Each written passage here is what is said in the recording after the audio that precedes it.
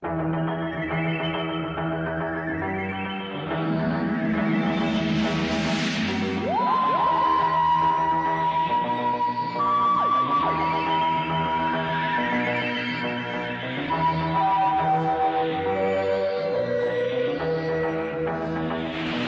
is He Who Moans, Doctor Who reviews. I only complain because I like Doctor Who, and I care. And I overanalyze too much because, whatever, it's just my opinion. Holy Christ. Okay, part of me thinks that I'm just going to have to stop looking at the wider reaction that Moffat episodes get from now on, because it just makes me feel like I'm going completely mad. And I've got more than enough to worry about in my day-to-day life without having to be concerned with the fact that the jar of peanut butter is talking to me again. No, Stuart, you're right and everyone else is wrong. I wanted to wait until part 2 to talk about this one, partly because, as a general rule of thumb, I don't want to form an opinion on a two-parter until I've seen all of it, but here in particular, this is one instance I thought where part 1 is so completely useless without part 2 to back it up. I mean, I still think that, even now I've seen it. I still think Magician's Apprentice is probably one of the most insubstantial part 1s I've ever seen. Most of part 2 holds up really well on its own, and to be honest, part 2 doesn't even change most of my complaints about part 1, because in my mind, if a writer gives you a reason to start grinding your teeth, you're well within your rights to. And this one also makes a massive error that made it so the cliffhanger didn't hit home nearly as hard as it could have done. Because the ending just sort of tries to rely on what's already been established about Davros and the Doctor to frame its question, when I personally think there's a gaping hole in that way of thinking, and I don't really think there's any real excuse for avoiding young Davros for most of the runtime, when what this episode actually did between the opening scene and the closing one just felt like a lot of faffing about to me. But I'm getting ahead of myself. Now, since I know that I'm going to get lots of essays on this one in particular because of just how harsh this is going to sound, I will mention here, no, I didn't utterly hate it. I was just really, really underwhelmed and surprisingly disappointed, but just... Okay, to defer people from getting started on your essays about how I'm a massive stupid face for at least a few minutes, let me start with some positives. The opening scene. I really like the opening scene. It's got some decent cinematography, I like that it's kind of minimalist, I like the fog and the landscape, it's pretty atmospheric. I also really like the hand mines. They're really stupid and gimmicky, and part of my liking them may be because they're kind of like the Floor Masters from Zelda, except they're... Anyway, but... You know, I really like just that image of the kid wandering through the wasteland surrounded by hands with eyes in them. It's an interesting image. I will say, yes, as ever, this episode does look fantastic. It's just a shame the script kind of broke the veil of fiction for me and made me stop believing it on occasion. But the set design in this thing is really something. I especially like Davros' chamber, it's beautifully gloomy, and I am really liking the look of the Skaro sets. They are noticeably trying to make a Dalek habitat that looks more weird and sterile and alien like the Skaro of the old days, which I do appreciate, and it looks amazing in part 2. Then I do really like Julian Bleach. I think he's a great recasting of Davros, but I'll save my thoughts on him till part 2, because he's kinda conciliatory here. Okay, that's where the wholly positive bit of the review ends. I hope you liked it. Because after the opening scene, we then get one of the most baffling half hours that Moffat's ever chucked at me. And I was seriously trying to see a point in it all, but I just couldn't, and part 2 really didn't change that. But it is baffling in a different way to lots of Moffat's recent efforts. You know how my usual complaint with New Who is that they try and cram a 90-minute story into 45 minutes and it feels totally rushed? Well, here, it felt like Moffat was dragging out something that could have been very, very easy and taken about 10 minutes. All I had to go on for quite a while was just a lot of vague-sounding lines that try and hook you in by basically saying, well, really not very much. Just after the title's right, we have about 10 minutes worth of random interconnected scenes following the dude made out of snakes, which basically in summary say, this is going to be a story that has Davros in it. Which... why can't you just say that in one shot? Oh, and Davros wants to talk to the Doctor, apparently. You've essentially spent 10 minutes saying something that I just said in a sentence. Lots of people have described this episode, positively for some reason, as basically a lot of getting our characters to the right place for the actual story to start in part 2, but the thing is it impossible to just start a story in the right place? What was the point in copiously doing all of this when we could just as easily fill in the blanks of how everyone got there ourselves? I can't really think of any real reason why we can't just plonk everyone in the right place and just get on with it. We can assume some things, can't we? Same deal with the plane stopping, which Missy admits was just a parlour trick. But, yeah, again, can't the Dr. Clara and Missy just show up on Skaro for some reason? Why does getting everyone there need to take over half an hour? It just feels like a lot of excess purely for excess's sake to me. I might have actually bought into it if they'd given me more to go on than just going, ooh, why does Davros want to talk to the Doctor? Keep watching to find out. Why does that even need to be a question? And specifically, why does that question need to be spread very thinly over the entire thing? Especially considering what this episode could have been doing, but don't rush me, I'll get there.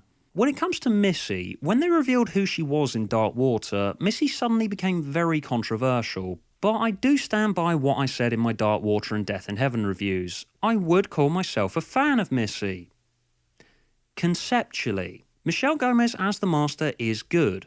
The way that Moffat has written her is what isn't. I can feel Gomez trying here, and I am enjoying her, yes, but just a request, if anyone with any connection to Doctor Who's watching, could someone suggest maybe someone who isn't Stephen Moffat right for Michelle Gomez's Master? Because, yeah, the whole sending a message to UNIT by way of Hey Mickey, yeah, for most of this episode, you might as well just swap her for River Song and no one would be able to tell the difference. In fact, I'm seriously anticipating Missy to turn out to be a regeneration of River by this point. Some moments of her Master I like, but others, there's just no subtlety to her. Yeah, subtlety, that's another word added to the list of words Moffat really needs to look up the definition of. Oh, and also, villain, since again, Missy still really doesn't feel threatening. She's still delivering one-liners all the time, and oh Christ, there was... It's the dog's unmentionables. And you know all about those, don't you? Oh God, my eyes. And people who really like this one, okay, just... Did you feel Missy was threatening? Am I missing something here? Like, no, I don't want her to be ripping the heads off of puppies and dancing in the showers of their blood or something, but when one of your villains is standing right the fuck there and you're not going, oh my God, what is she going to do now? That's a huge problem. And if the plan is to make Missy not threatening, apparently she just wants to be friends with the Doctor now, that begs the obvious question of, why would someone want to make the Master unthreatening in the first place? Then also, what's her narrative purpose in this one? She and Clara do pretty much nothing. In fact, even without part 2 to back it up, most of this runtime as I was watching it, they just appeared to serve as another axis of this episode's objective to just fill space until the next one. Essentially, the plot of this episode was, Davros wants to talk to the Doctor, also Missy is there for some reason. Which, alright, he simplified his storytelling, but he's still being needlessly excessive in how he executes it. I just felt like it spent way too much time just sort of fobbing us off with stuff like, oh, and the Doctor playing guitar while riding a tank for some reason. Magician's Apprentice just came out feeling more like a 50-minute long trailer to me than an actual story. It's like, you know how at concerts the band will have a song that inspired them, backing them as they come on stage in order to psych the audience up before they actually start doing what we're all here to see them do? Well, that's all that Magician's Apprentice really felt like it was to me. It was trying so damn hard to make every moment one where it's like it wants to hear its audience audibly react to it. Oh my god, planes have stopped. Let's go find out why. Oh my god, Missy's back. Oh my god, it's an old Dalek. More stuff, more things. Maybe just me here, but it just felt to me like he was trying harder to crowd please than to actually construct a narrative in this one. When, if you started with the character drama that you did in part 2, I really don't think anyone would mind. While I'm at the extreme fan service that almost reached breaking point in this episode, according to almost everyone online, I'm supposed to think it's awesome that they used classic era Daleks for some reason when... Okay, back when Asylum of the Daleks was about to air, I was told that I should get excited because old Daleks would be in it, and you like old stuff, Stuart. Get hyped, damn it! When... I've never said anywhere to anyone that I was clamouring for the return of the 60s models, and I don't know who was, really. I've been asking for the return of the Special Weapons Dalek, yes, but I've never really thought there'd be any real reason to use the old ones again. There is for the Special Weapons one, it's a different type of Dalek, and maybe you could come up with some new models maybe that did other stuff. And of course, famously, they did absolutely nothing in Asylum of the Daleks, and fandom's been on at him about that for a while now, so I knew he'd try again with the old models at some point. And now, in this one... well, they moved a bit and said something. Yay!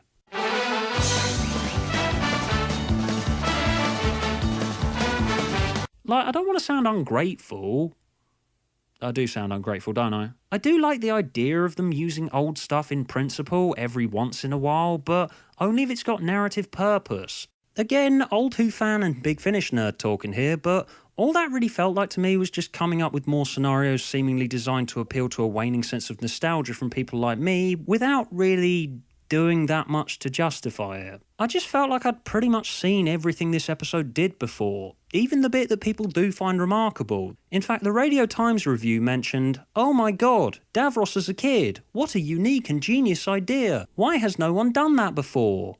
Whereas I, Big Finish nerd, immediately flashed back to the opening episode of their I, Davros series, which I do love, and this just doesn't compare. Mostly because in that, Kid Davros is actually in more than about 5 minutes worth of the runtime. In this, he's basically composed of a jumble of lines which might as well just have read, "Insert cliffhanger here." Just having him on the start and then putting him off till the end, I just felt this episode was missing something pretty major that would have made the cliffhanger actually work for me. Okay, this scenario is based on the "Do I have the right" line from Genesis, right? Well, what I thought this episode might be about to do is, after the pre-title sequence, okay, we cut Missy out entirely, the snake dude, the plane stopping, all that stuff, save him for another day. We would have spent about 10 minutes with the Doctor and Clara showing up on Skaro for insert reason here, but this sequence would have a heightened artifice to it, and it would lead up to the Doctor's TARDIS being destroyed. Then we reveal that was a vision that the Doctor saw in his mind's eye at the moment that he ran into young Davros.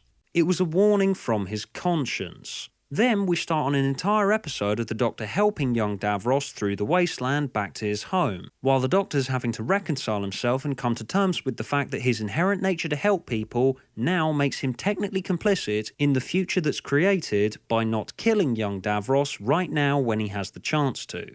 Because that's the thing, children are very different from their adult counterparts. This is essentially not the Davros that we know. We can't decide whether or not this kid should die based on what we know of grown-up Davros. You can't assume anything in moral dilemmas, whereas we could assume almost everything else this episode did. And throughout the duration, as he helps young Davros, we cut between that and more visions of the Daleks wreaking havoc, lots of stuff that the Doctor knows will happen in this kid's future because the Doctor has not killed him. Really hammer this home throughout the duration. Do you sacrifice this kid who is currently innocent, and will you be complicit in the creation of that future if you don't? Then at the cliffhanger, when he holds the gun up to the kid's head, I really would be wondering, is he really going to shoot that child in cold blood? Can you really kill this child who will grow up to be the next Hitler? Yes, it will still sort of have the, well, obviously they won't do that about it, but the thing is, when the characters are highly compelling, the obvious ceases to matter. If we'd actually spent some time actually making me feel something for this kid right here, you might have actually got me thinking about Moral Dilemma 101. If you want this to actually mean something, you can't just shove him off to one side for the whole episode and then just jerk us back to it. If you're using a moral dilemma like this, it can't be an afterthought. It's got to be what drives the story. You got to build up your viewers' feelings as they weigh up the pros and cons and the outcomes, because as is, it was just another coin flip like with Kill the Moon to me. With the tails weighted down in this instance, because the obvious really fucking mattered here, because given you gave me pretty much nothing to go on, you then left me with the space of a week in which to go, well, the BBC would never let the hero in one of their biggest cash cows murder one of their primary viewing demographics, especially considering the shit they got over Don't Cremate Me last year. Well, no shit is he going to shoot the hand mines in part 2. There's no way that he's not going to do that. All this episode was really doing was looking back at the "do I have the right" dilemma and just going, yeah, that was a question. Yeah, would the Doctor shoot a child who will grow up to be Space Hitler? Which, duh, obviously they would never be allowed to do that. Or if they do let him do that, they'll have it undone by a timey-wimey thing or some other sci-fi babble workaround, because as we all know, Moffat has a very long history of making death meaningless in Doctor Who. Yeah, remember the other kid who died in Doctor Who? a whole 2 episodes ago. It just didn't do nearly enough to get me thinking about it or actually feeling anything or like this child was actually in any real danger, when they could have done that. Given how expendable quite a lot of the runtime was, I can't think of any real reason for not giving young DAVROS at least some character time in this one, because it would have made the cliffhanger so much more effective. I do really like this idea, and I can feel traces of the old Stephen Moffat in it, but he just tripped over his shoelaces again while trying way too hard to crowd please, and as a result, almost the entire thing just ended up feeling like a lot of empty spectacle to me. And this idea that I would have loved the shit out of, it was there, so close and yet so far. Come on already, Moffat, don't give us your same old over-the-top tropes and puns. I want you to be trying to fucking tear my soul out through my face and smashing it to pieces with a hammer. It's just occurred to me that I might not be the target audience for this show anymore. Overall, as ever, if you like it, good for you, but I just thought there wasn't nearly enough meat to The Magician's Apprentice. Yeah, I know it's a part 1, but a setup should have more than this to hook me in, shouldn't it? I just felt I wouldn't be complaining so much in this case in particular if character had been granted a much higher importance this week. Anyway, if I've finished miserablifying you all, time to end on... Prediction Corner. This is a new segment where I join in the massive circle jerk, which is online fan predictions when it comes to what's inside our latest mystery box. This time it's got a sticker of that confession doll on it. Ooh, isn't that nice? Okay, my first prediction for what's inside it is the 6 tons of shit that I could not fucking give about mystery boxes by this point. Hooray for pointless speculation.